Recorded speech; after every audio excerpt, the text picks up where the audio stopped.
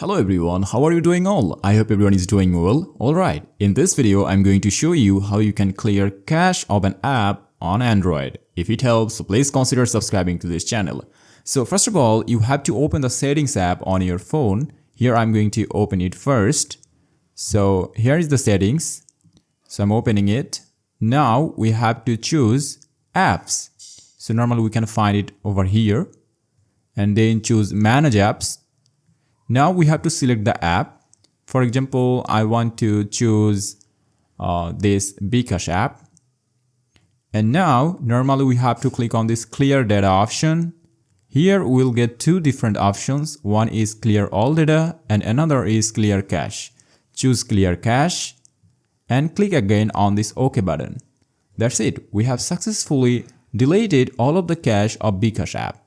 So that's all about today's video. Now you know how to delete cache of any app on Android. Thanks for watching.